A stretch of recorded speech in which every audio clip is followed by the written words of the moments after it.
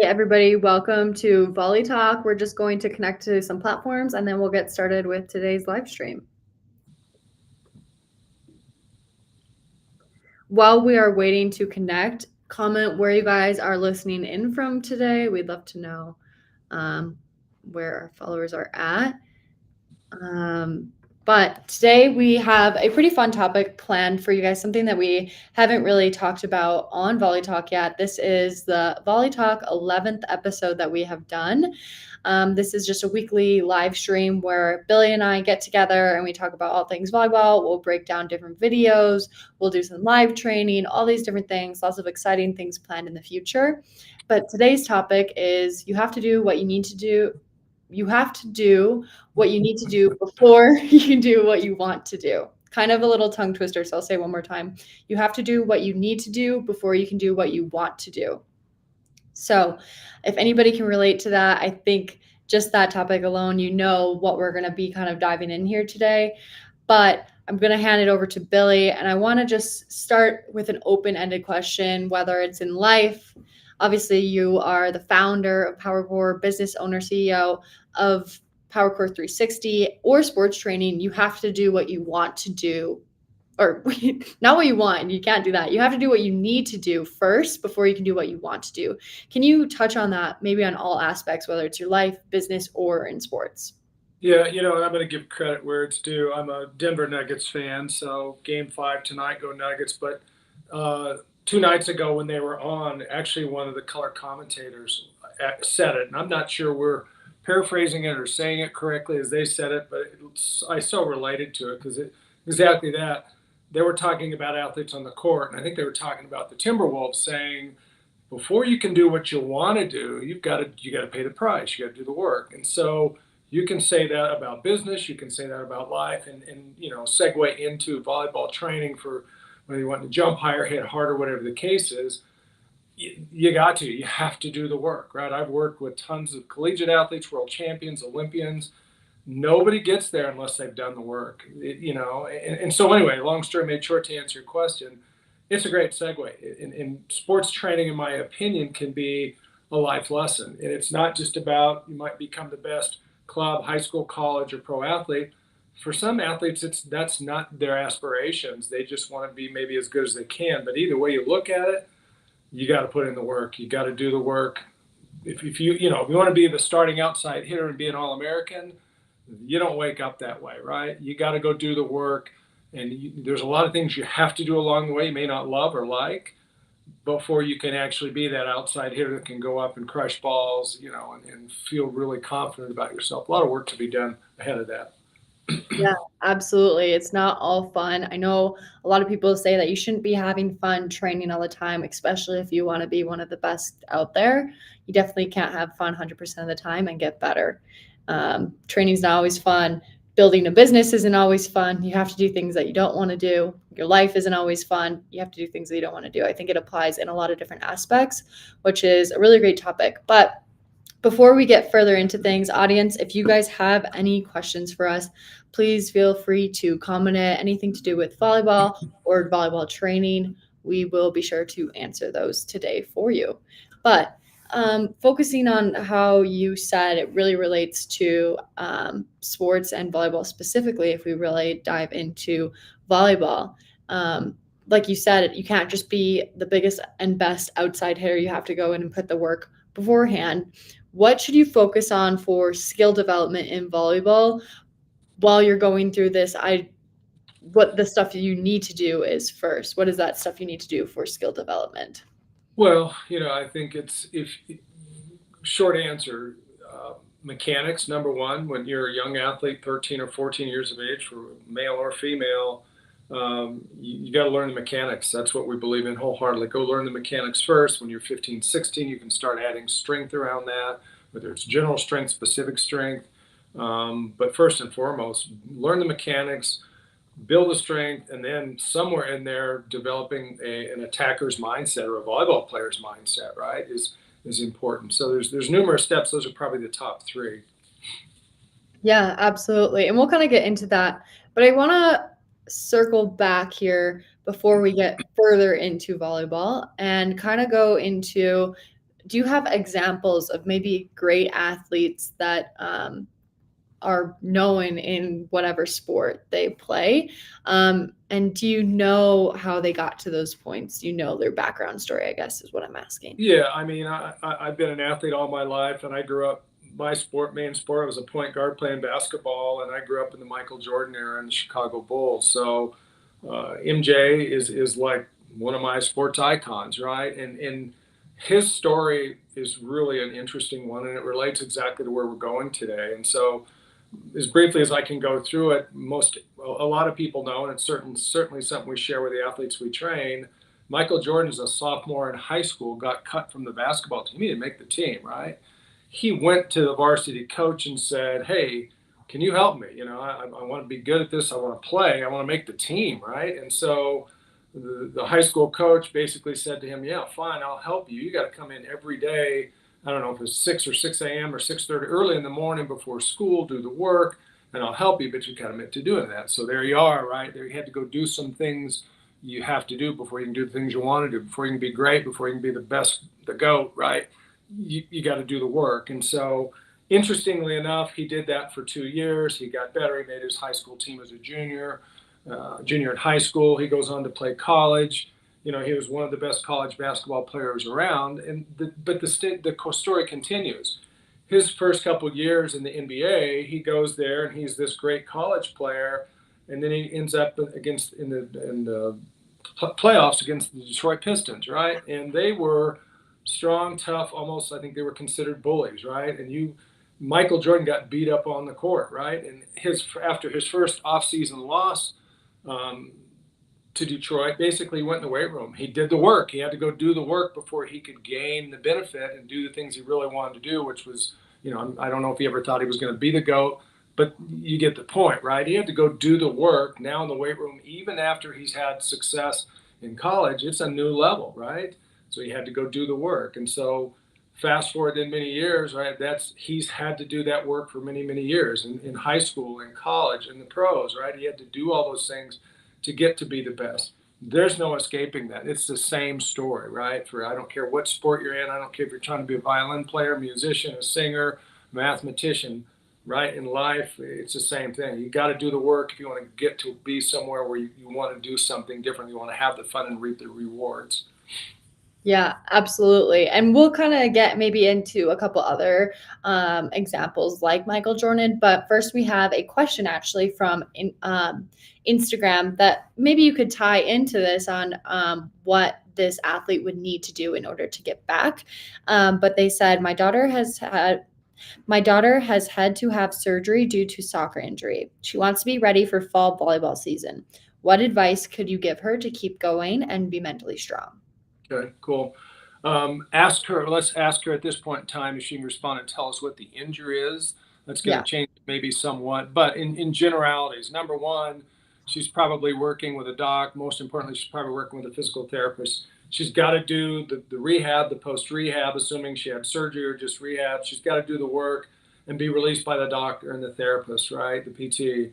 Then she's got to find someone that knows how to train movement, because when you come out, I used to work years ago with a couple local physical therapists, and because they were really good, they would release them, but they knew the athletes were not 100% ready for sport, right? So they'd send them to me. We do stability training, movement training, right? So there was ankle, knee, hip, back, shoulder, whatever. We're moving them and we're getting them, picking them up where PT left off and getting them ready to start moving again and having the stability and not have a further injury or an additional injury for something else, since you've been, untrained for a few weeks, few months, whatever the case is. So getting with someone that can train and not just weight room strong, right? I mean, I'm a strength coach. Strength is super important, but in my opinion, my bias is movement is much more important than just strength. Strength is a component in movement, but go out and get in the weight room, but get out on the court, get out on the field, get out on wherever your sports area is, right? And move and do the movements of your sport to where you can control the movements, not just accelerate, get faster, but you got to be able to stop, change directions, jump, do these things.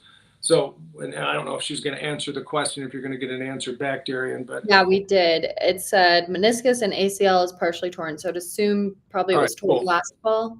Right. So ACL and meniscus, so serious knee injury. Number one, she's got to be released. If she's had surgery and had a graft and all that stuff, once again, it doesn't matter which way they went. The PT and the doc's got to release them. Then they need to release them to someone that can teach them how to do stability training. Once again, it's not just about how fast can you run, how high can you jump. You got to be jump, stop, change directions, whether you're playing volleyball court, front row, back row. You got to be able to do that, right? And of course, when we do our vertical jump training, our first month, for healthy athletes who are trying to jump higher, we spend the whole first month on stability training, and it pays off down the road, whether they're an outside, middle, back row. Those things are important. So for her, find someone that teaches the athlete how to move, how to stabilize their body, spend some time in the weight room, but once again, make it really functional things you can go out on the court. Then ultimately, she's got to do something depending on if she's front row, back row, hitter, defense, offense, where is she playing on the court? She needs to be training and getting good reps with someone knows what they're doing there and can help, build a confidence within the skill set she needs for volleyball. Yeah, absolutely. Those are some great points.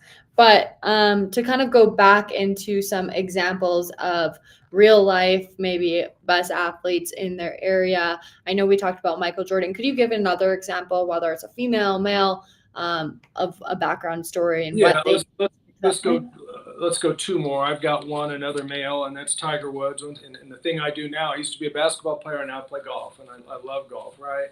And once again, I grew up watching Tiger Woods, and he's the GOAT in golf as far as I'm concerned. Most people think, oh my God, he's just this phenom, and how did it become so great? Well, if you know Tiger's story, his dad Earl Woods, Tiger when he was 8 or 10 months of age was standing up, and Earl, his dad, put a golf club in his hand, right? Whether it was a real club or a plastic club, it doesn't matter. At 8 or 10 months of age, he's swinging the golf club. Fast forward now, he graduates from Stanford, 17, 18 years later.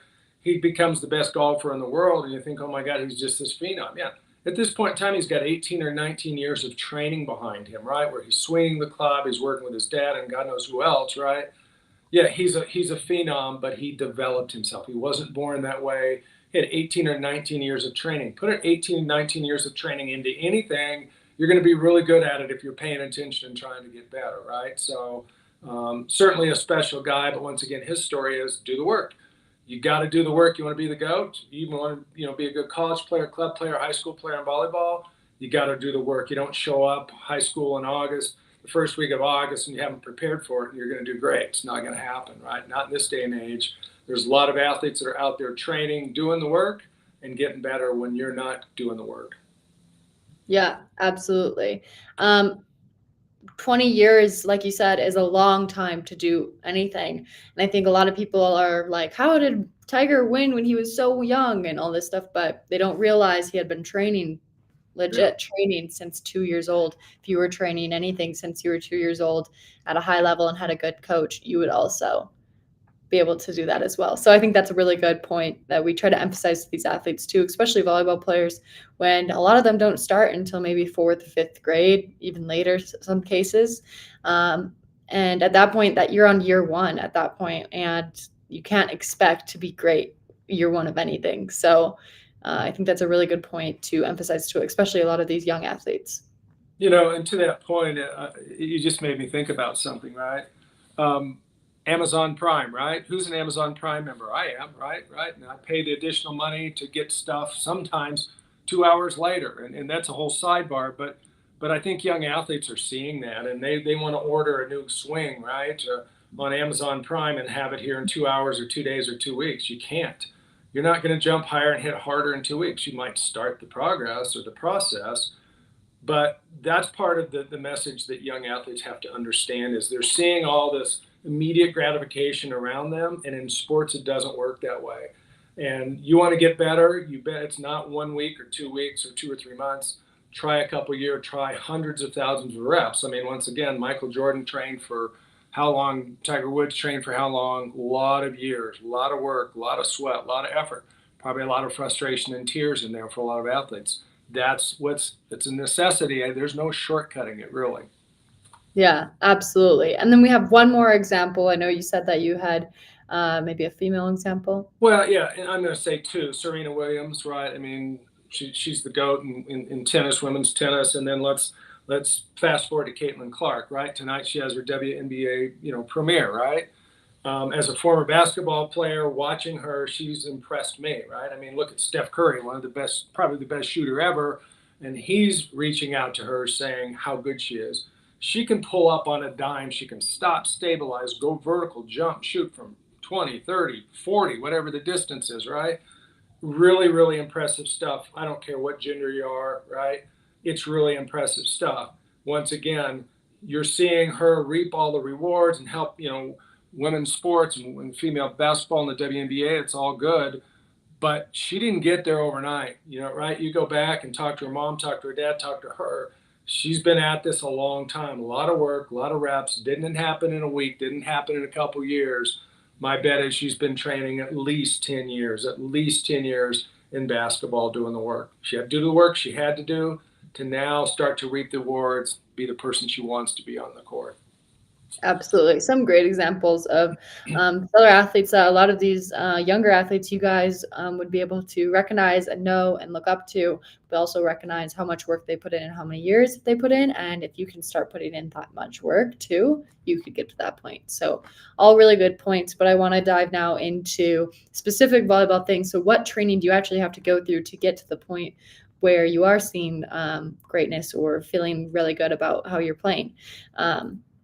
Can you maybe explain what it takes rep wise for hitting, whether hitting, jumping, blocking, any of those things in volleyball that it really takes? Even, I mean, let's shout out here, it's not just hitting for any volleyball skills, setters, especially back row, passing, digging, all those skills, being able to read. How many reps and what does that look like to be able to train those things in volleyball? Yeah, well, there's a lot of experts out there that you can, you hear about 10 years or 10,000 reps, right? It takes 10 years or 10,000 reps to master anything, whether it's hitting a volleyball, jumping high, hitting a tennis ball, being a mathematician, being whatever. It takes 10 years, 10,000 reps. It takes a lot of work. There you are once again.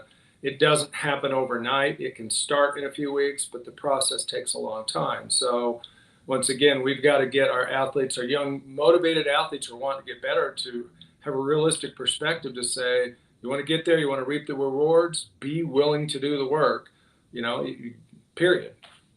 Yeah, absolutely. That definitely makes sense. You're not going to be able, your first pass isn't going to be a good one. You're probably going to shank it. Your first hit is probably going to be into the net or not straight down. Your first set's probably going to be a double. So that's really good things to point out in volleyball, especially with really technical skills in volleyball, like setting, passing, hitting.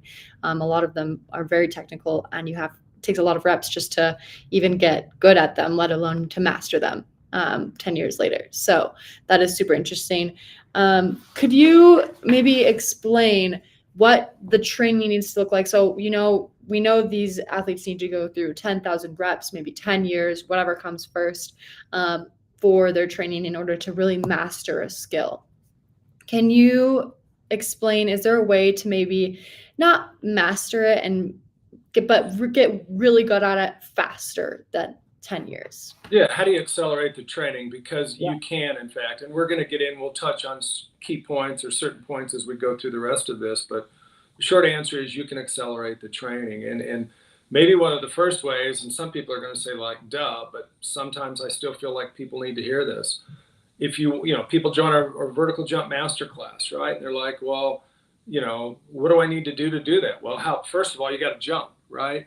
If you're in a vertical jump program and all you're doing is weight training, and you're not going out and jumping, and you're not doing the footwork for blocking or digging or passing or an approach, you're not jumping. You're not doing the specific movements you need to learn to coordinate, right?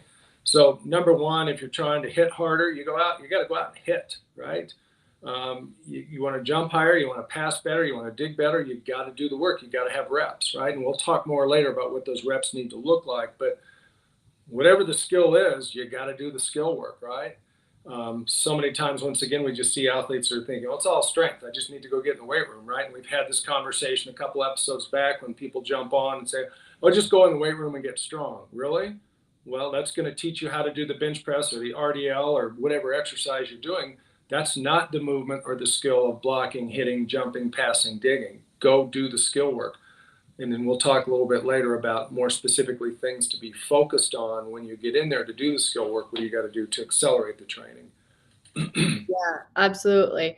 And what I know that this is something that, at least for me in college, this was something that was really emphasized for me focus wise while you're in practice.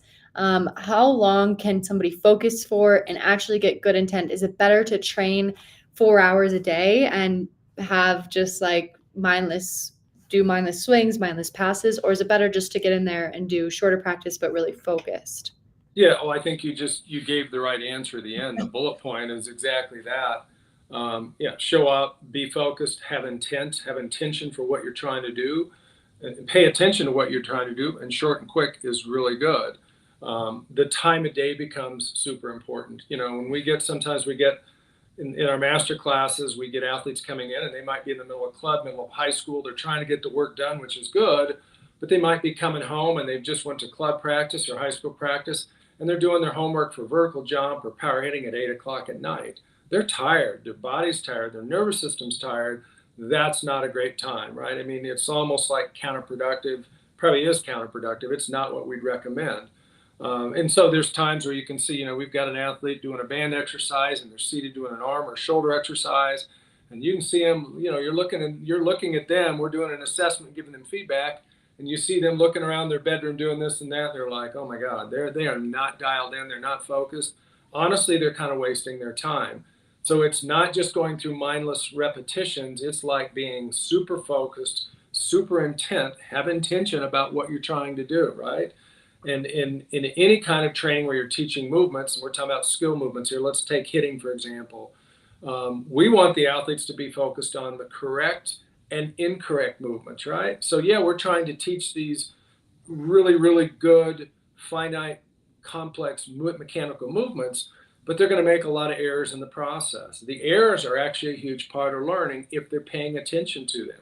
If they're paying attention to them, they'll be able to feel and like, okay, that's an incorrect movement. No, and so in some of the live training we do, where we're giving the athlete feedback, it's not this, it's this. Open your chest and shoulders first. Don't just throw your arm behind your back without getting into detail.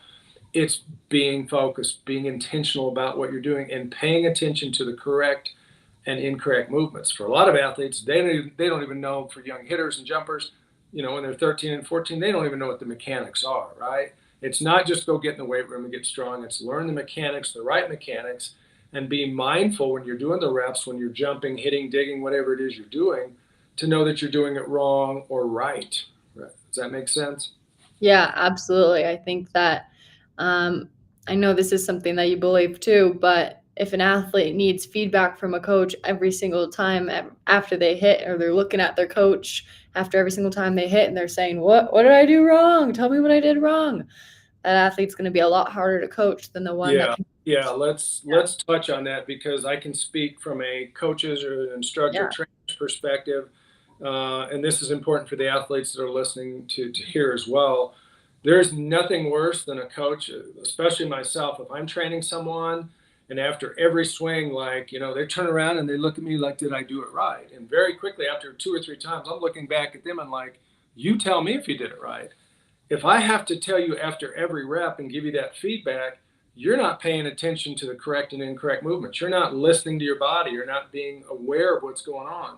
You're going to bankrupt your parents because you're going to go take a million privates or whatever the case is, and you shouldn't have to do a million privates, right? You should go to a good coach that's going to help you learn how to be focused, have intent, do the training, pay attention, be focused, and get in and get out of there, right? But yeah, the worst person I don't like to coach or train is that person that's looking for feedback on every rep. It's like, no, you turn around, you tell me if you did it.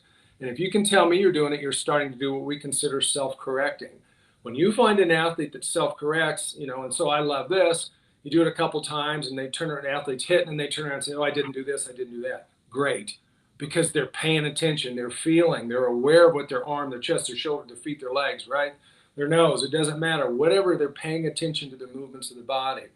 So they're feeling the correct, they're feeling the incorrect. Both are important, but be mindful, pay attention. And another thing that's related to this, oftentimes I get phone calls from parents, and they say, hey, if my daughter or my son can just come to one of you guys' clinics, they'll have it. And I usually laugh and say, no, they won't have it, right? It skills or develop muscle memory, if you would, happens once again. It may not take 10 years or 10,000 reps, but it might take you 2 years, and it might take you, 20,000, 30,000, 80,000 reps, right? To do that movement with mindful focus, right? Over and over. But sometimes they just think, well, it's knowledge, it's information. They'll go to the clinic and they'll now know what they need to do. Yeah, you will if you go to a good clinic or camp or an instruction.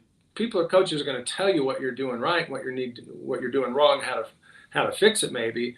But now you got to go do the work, and that's where the reps come in: weeks, months, years of mindful reps doing the work. It's not just I go to a clinic or I read a book or I watch a video and I've got it. No, the only way you've got it is if you go develop it, train it with feedback. Absolutely. And I think a important thing to point out from what you said there is this is not going to be something that you can just go and show up just because you're smart, right? We're not saying that athletes aren't smart and they can't come and absorb this information. We're giving them the information. They're smart, they're absorbing it, but their body's not going to be able to do it right away. It's building up, like we talked about a couple of weeks ago, that myelin in your muscles to really I know we kind of dived more into that, so correct me if I'm wrong, but yeah, so building up that myelin to then build muscle memory and build that fast. So it's more about getting that information originally. If you come to the clinics, you get that information and then you can build on that information. You might not have it right away, but eventually you will. And so, you just made me think of something that otherwise I wouldn't have. Let's talk about this. If you're doing the work, and let's be specific here. If you're teaching an athlete this new swing and you're trying to teach them how to turn their hips or chest, swing their arm in a specific way, all that's good. And here's sometimes where people get confused. It's like, okay, well, we have to go train fast, right? We're trying to create fast arm speed. So let's go and swing as fast as hard as we can. Well, I challenge anybody to stand up right now and swing their hand and arm really fast and then come back and tell yourself what happened. What'd you just do? Where'd your arm move? Your brain can't track it that quickly, right? So here's the real point. We start slow, right? That's how athletes learn. We teach slow movements initially and slow it down so their brain can feel the movements, the turn of the chest, arm, shoulder, whatever it is we're trying to get them to feel. We start slow. When they start to get some proficiency, not mastering it, proficiency might be in 10 or 20 reps. They start to get it, we'll start adding speed to that. And then if they start to lose it again, we'll slow that whole train back down and go back to a slower movement where they can feel it. And once again, it's a complex movement. We're talking about the arm speed or the arm movements and hitting. We've talked about it a couple times in episodes. It's 3 movements. You draw back, that's the 1. You go in external rotation, that's the 2. Then you go up, high 5, high elbow contact, that's 3. If you try to do all that at once, you won't feel anything of what went on, and you won't be very good and very precise. You won't maximize your arm speed and arm strength. But if you slow it down, so we'll teach one piece of that first. We call it teaching in chunks, right? We take a chunk, a step of the arm swing out, and we teach it slow. And then we have the athlete rep it to where they can feel it even better. I'm sitting here and in front of me is a mirror, right? Even better because athletes learn visually and by feel, right? They see it and they can feel it. Put them in front of a mirror. That will accelerate the training if they can actually see what they're doing and feel and make that connection between what they're seeing and what they're feeling. That'll help them accelerate it. We go up next rotation, right? We go all and break down the arm swing or whatever we're doing. We want to go slow first. They get some proficiency. We add some speed to it. Then once we get some speed developed, now we start doing bands and we start taking and building some strength in the muscles that make that movement happen. But first, if we're worrying about speed and strength, slow it down, get the movements developed mechanically where they're precise, then we'll add, strength and speed down the road to it. Yeah, absolutely. And I think something that maybe a lot of younger athletes don't realize as well is that training isn't supposed to be necessarily fun or entertaining all the time. This is something that they, like you kind of talked about earlier, they are so used now to this instant gratification, whether it's they order something that shows up the same day, they can go on their phone, they get likes, everything like that. That kind of builds up in all these young athletes. But that's something that training doesn't really give you. It doesn't give you instant gratification gratification like right away. You're not going to feel super happy and all the time. Do you want to maybe explain that a little bit? Yeah, I mean, let's put it in some relative terms for young athletes or even parents, right? So think about most everybody played soccer or they went to a youth soccer game and they can because we ask this question to our athletes in the clinics like, hey, define fun. What was fun like when you were 7 or 8 and playing soccer? Into the game, the best part of the game for a lot of kids playing soccer was at the end of the game, you run, the parents are all out, they build the arch, everybody runs to the arch, and you get your cupcakes, oranges, juice boxes, whatever you're drinking or eating. That's fun, right? Mhm. At 7 or 8, that's appropriate. Now we start getting to be 13 or 14. Athletes are coming to us and they help me hit harder, jump higher. You got to determine if they're cognitively, mentally ready to train in a very focused, intentional way. When they are, now the motivation and maybe the fun is defined differently, right? So I'm going to turn it back to you. You were an outside hitter, Division One. So at the Division One level, what's fun for you when you were hitting and playing? What would be defined as fun? Is it orange slices and juice boxes, or is there something in the game going on that's different now? Yeah, I would say when you're playing a game, it's definitely being the one scoring the points or seeing like one of your teammates score a point. Like that's the point is the most fun part of the game. And then in practice, I would say it's the same thing. I would say the most fun part of practice for me was always, you practice and practice, you do all the little games, but you can make little games out of it yourself. Like whether you're just in a drill, let's say you're just passing. I played libero and outside hitter, so some of the drills I would be just passing some for an hour. If I could just pass for an hour, that's great. Pretty mindless. I could get through it. Probably not really get that much better, but at least get reps in.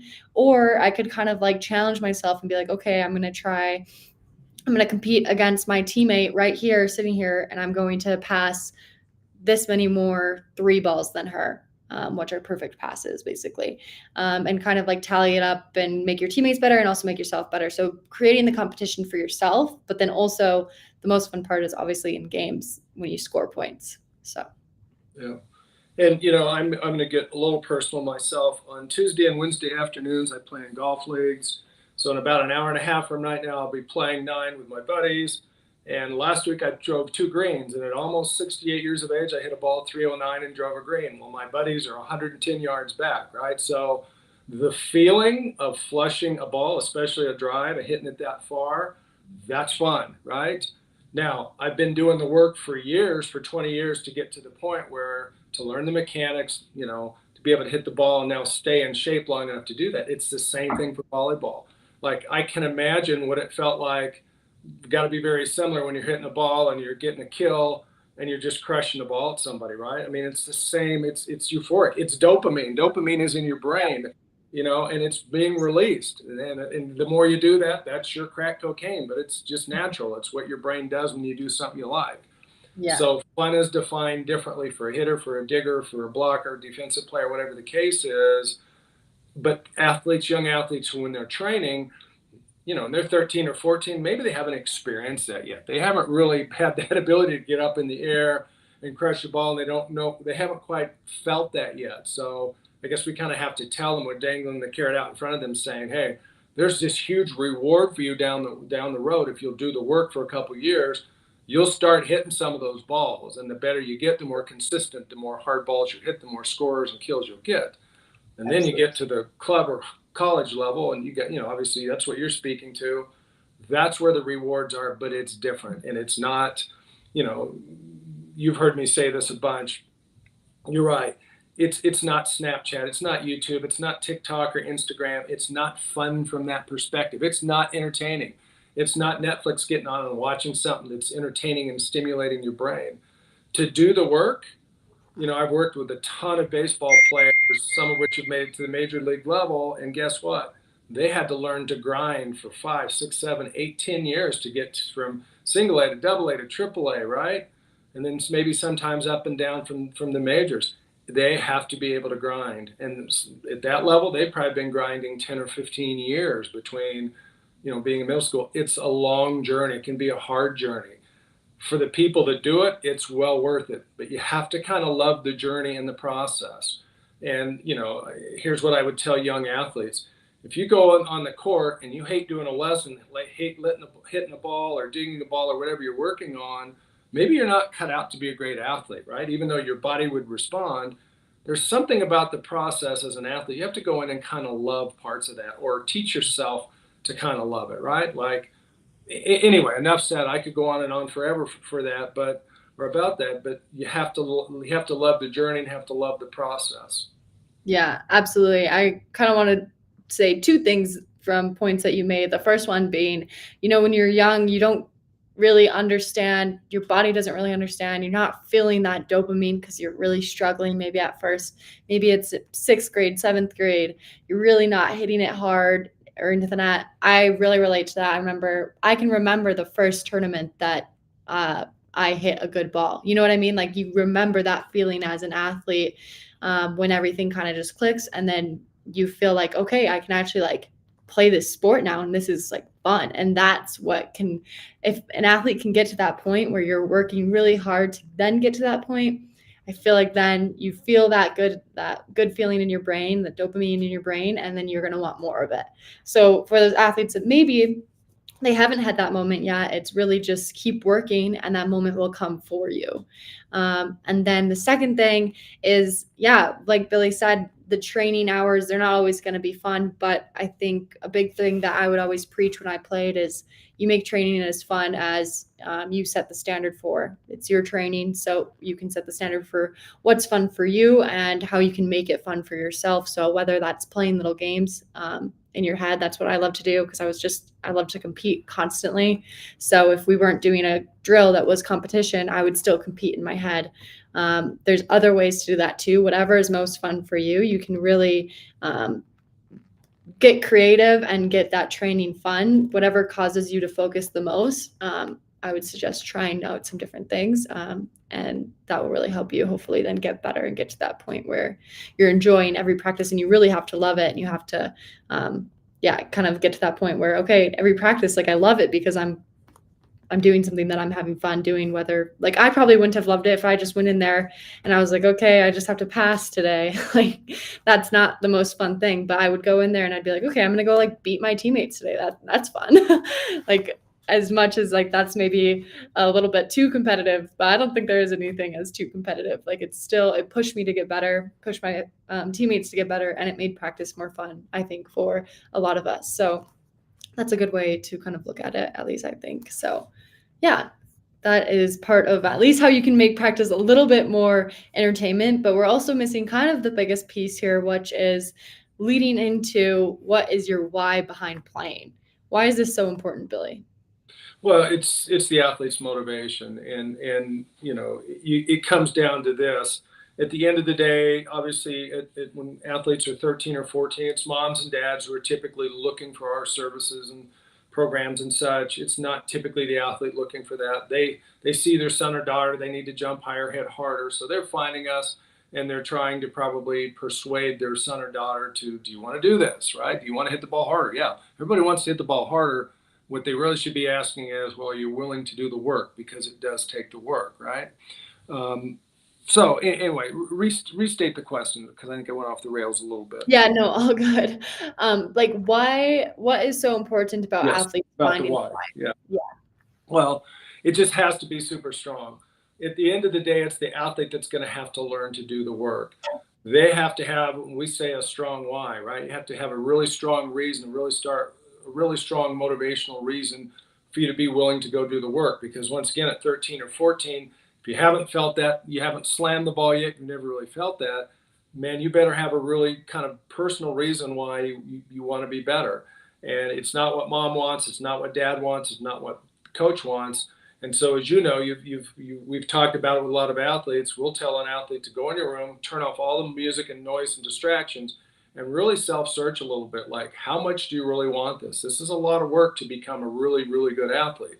You know the drill. We ask questions in the clinics. How many want to play college volleyball? Right? And everybody raises their hands, and of course, you and I both know that a lot of them have no idea how much work it really takes to become a college volleyball athlete, really. I mean, for sure, on a scholarship especially. So they have to be super motivated. They have to have a probably very personal reason, right?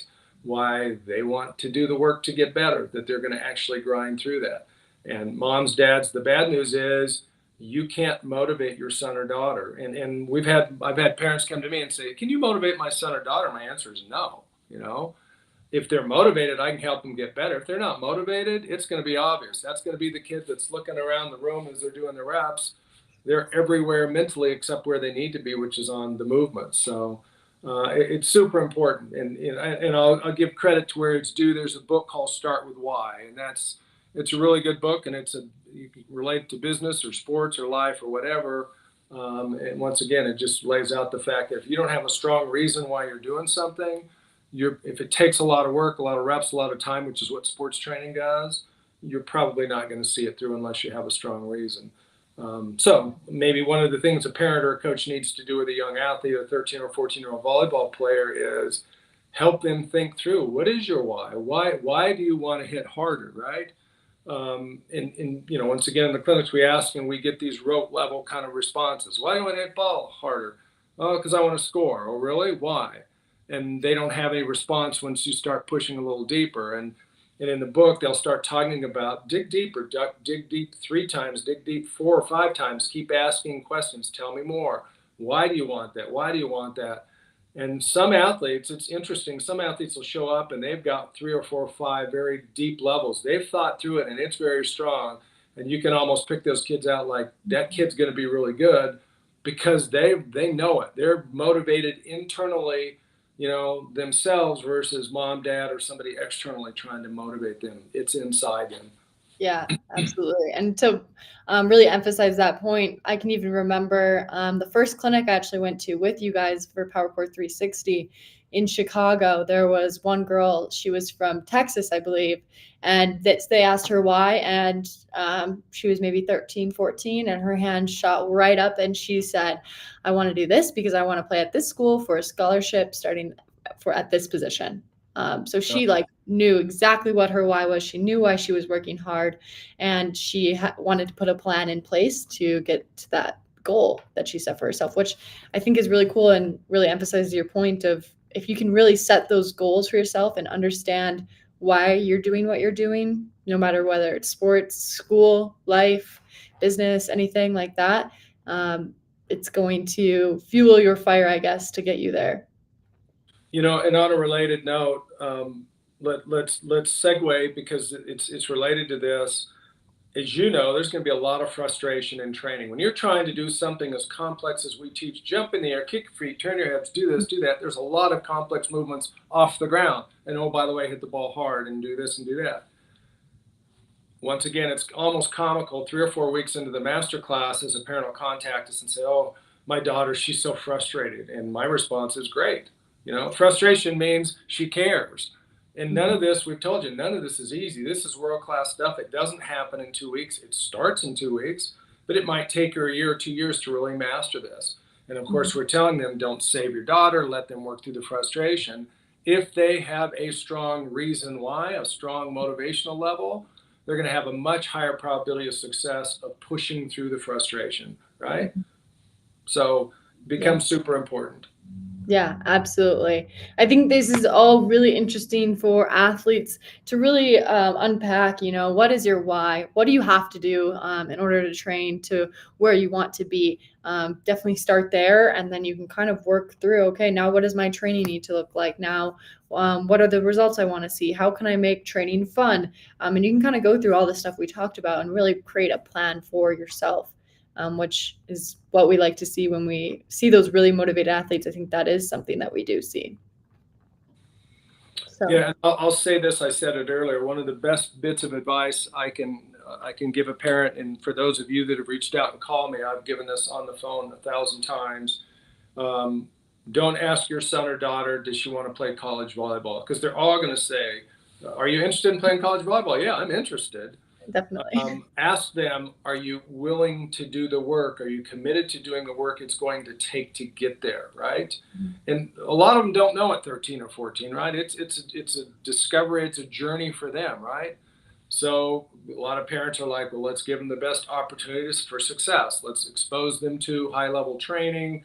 and let's see if it's really in them. That's great strategy. It really is, right? Because they don't know, and until the son or daughter gets out there and goes to work 2 or 3 or 4 weeks, they're going to find out how much they really want it. They being the youth athlete, right? To see how much they really want it.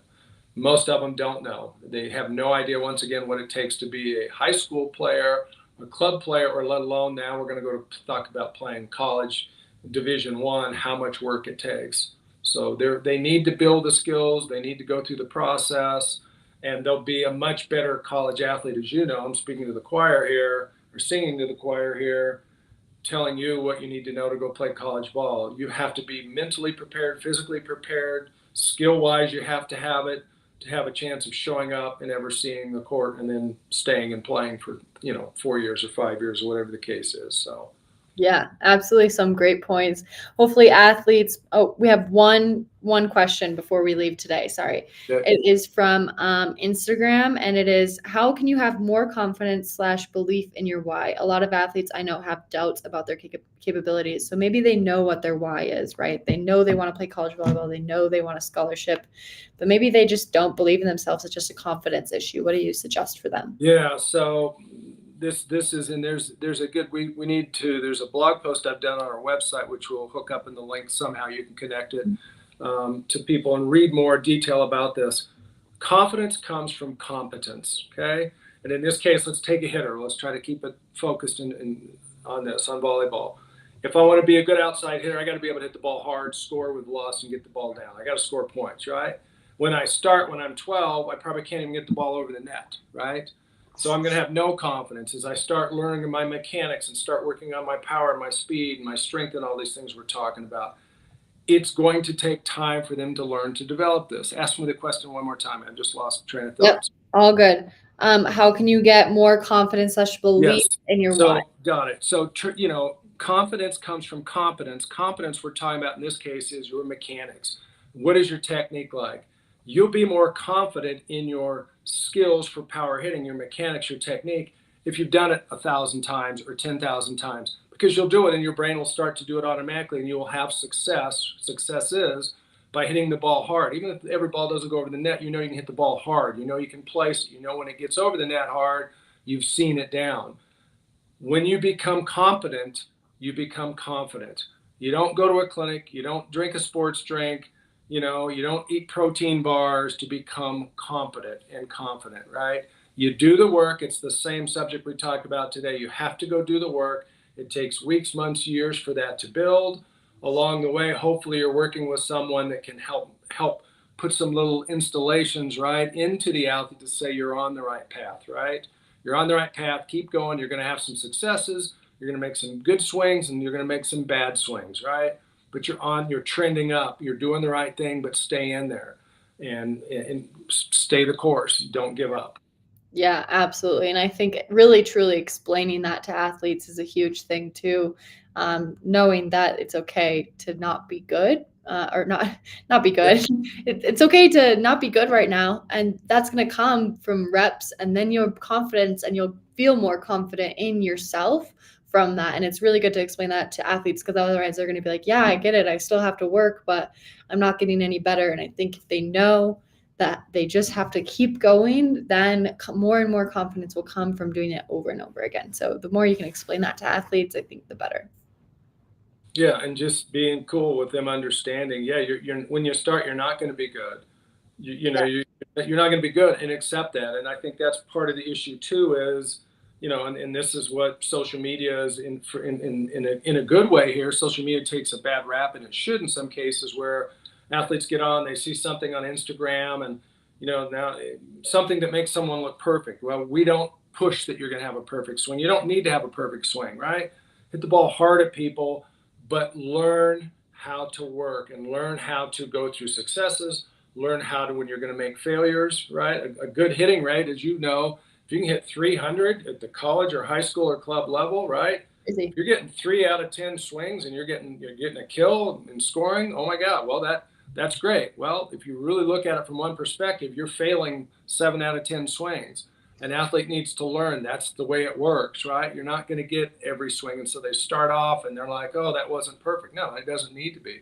and it Right. wasn't even good. But look at that one. Did you see what you just did there? So a good coach is going to find some things in the swing and help the athlete reinforce. You're doing right. You're doing well. You're doing really good things. They're not all going to be great. They're not all going to be good. Start Mhm. to identify the things that are good. Pay attention to it. Start self-correcting, like we talked about, the things that are bad, and you're going to get better and better and better. But stay focused. Stay attentive to what you're doing. Be motivated. Yeah, absolutely. I hope you guys enjoyed this episode today. I hope you got a lot out of it. Thank you guys for the questions. We love answering your questions. We will be doing this live stream every Tuesday at 3 p.m. Mountain Time. So if you do want to catch our next episodes, feel free. Also, they will be put on YouTube afterwards. So you can always click the link in our bio and go to our YouTube channel and watch them under our video or live stream. So if you've missed any so far or want to catch up, feel free to head there. Also, we have a really, really exciting announcement and new offering coming out that for specific Florida and Colorado people, and hopefully more in the future, more locations in the future. But for those two locations, if anybody is from those two, stay tuned to our socials because we have a really exciting announcement coming soon that a lot of people have been asking for. So that'll be really exciting. And thank you guys again for tuning in today. Thank you, Billy, for all the great information as always. And we will see